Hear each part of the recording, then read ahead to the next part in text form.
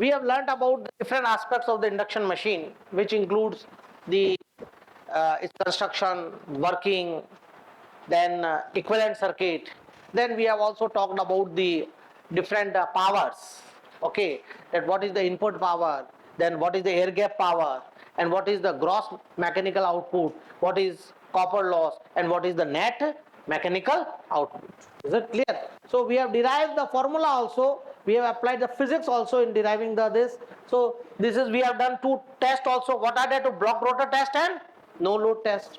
Okay, for what purpose these tests are meant? For finding out the different parameters of the induction machine. Induction machine के अलग parameters को निकालने के लिए हमने ये दो टेस्ट किए थे, जैसे कि ट्रांसफॉर्मर में किए थे ओपन सर्किट और शॉर्ट सर्किट। एक चीज मैंने और बता रखी है कि induction motor is a generalised transformer. Induction motor is a generalised transformer. Is it clear? वहां पे आप स्लिप को जब हटा देंगे तो वो आपका क्या बन जाएगा? ट्रांसफॉर्मर। एक और डिफरेंस है जो ट्रांसफॉर्मर इंडक्शन मशीन को अलग करता है, वो है उसका नो लोड करंट। वो है नो लोड करंट। आपका ट्रांसफॉर्मर का नो लोड करंट कितना होता है?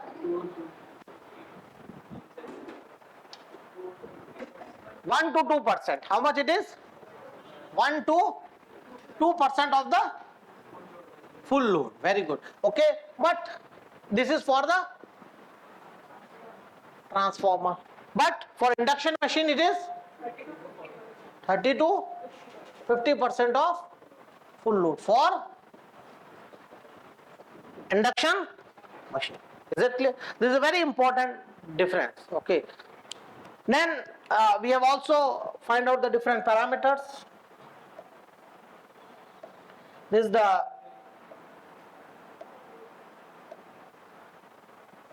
then we have also done our numerical, okay, by using the approximate circuit. Okay, we have also find out the, now today we will go for torque slip characteristics. Okay, so far in DC machine you have learned about the torque speed characteristics. आपने DC machine में क्या पढ़ा है? torque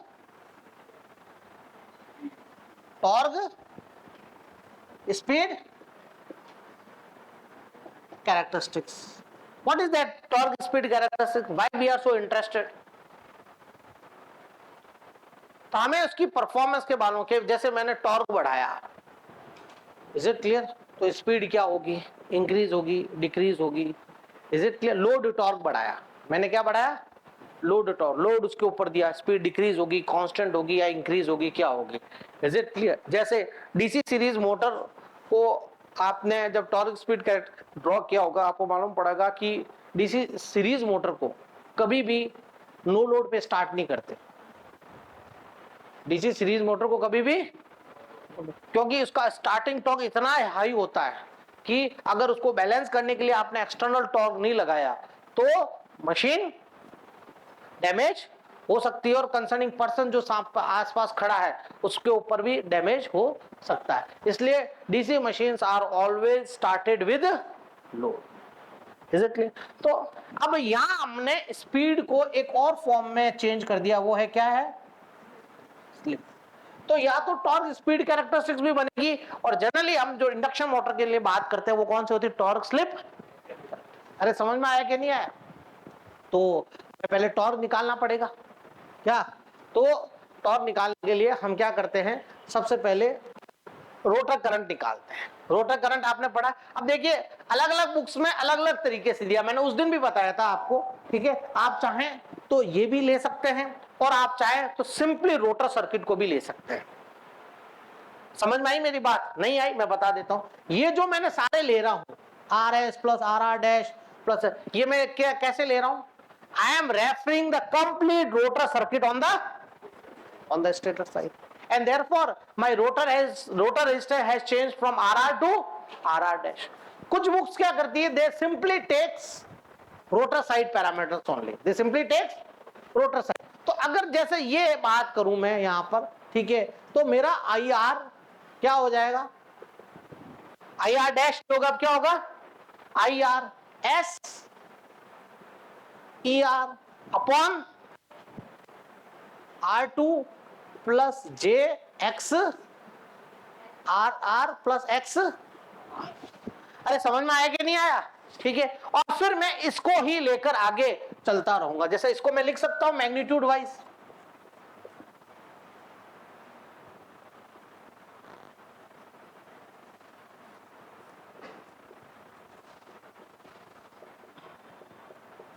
ऐसे लिख सकता हूं।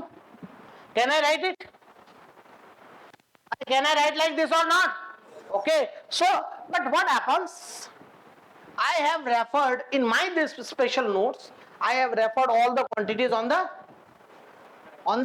stator side. So stator roll is also coming, and rotor in the form of RR dash is coming, or if it is XLR, the XLR dash is coming. Is it clear? तो current RR कितना होगा, IR dash कितना होगा, VS upon impedance. What is the total impedance? Under root resistance square, resistance कितना RS plus RR dash plus impedance कितना है XS plus XLS plus XLR dash का whole square. This is there और not? Correct. Now we will find out the torque. We will find out the torque. हमें क्या निकालनी है? Torque slip. Correct है. ये थोड़ा बहुत तो मैं आपको बता चुका हूं पहले. टॉर्क वो न्यूमेरिकल किया था ना, उसमें मैंने बताया ना फिजिक्स का. तो टॉर्क को कैसे डिफाइन करेंगे या पावर को कैसे डिफाइन करेंगे फिजिक्स में?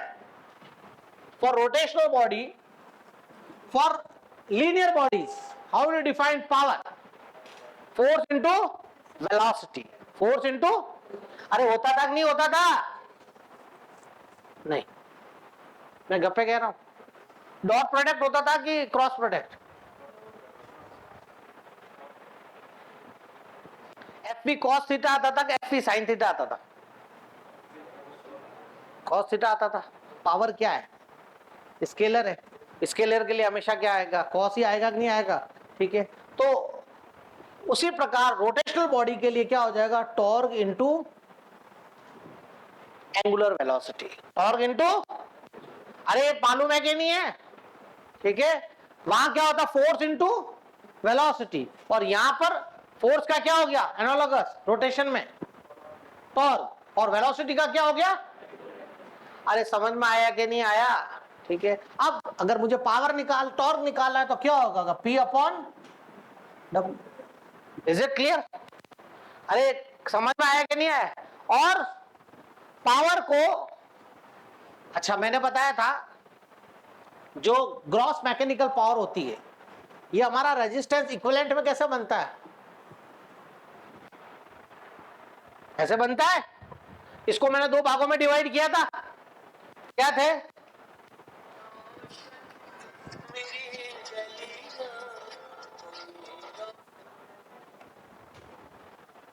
इसको मैंने दो भागों में डिवाइड किया था. बताइए कौन से थे?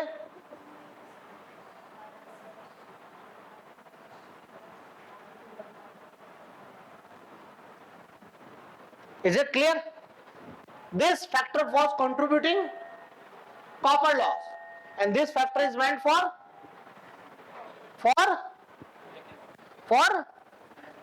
gross mechanical output. Is it not or not?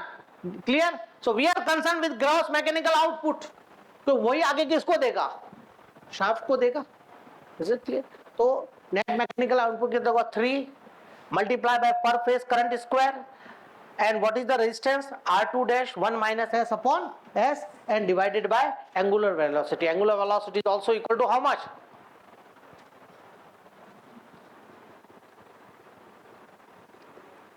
Two pi F. What is the unit of angular velocity?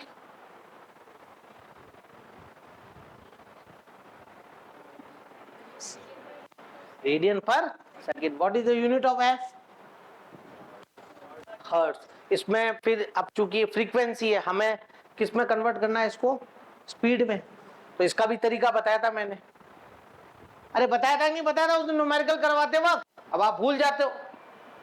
Is it clear? तो क्या था हमारा? इस फ्रीक्वेंसी का मतलब क्या होता है? देखो कोई रटने की जरूरत नहीं है. Number of cycles per second. Number of cycles per second. RPM का क्या मतलब हुआ? Revolution per minute. एक revolution means 1 cycle. 2 revolution means 3 revolution means 4 revolution.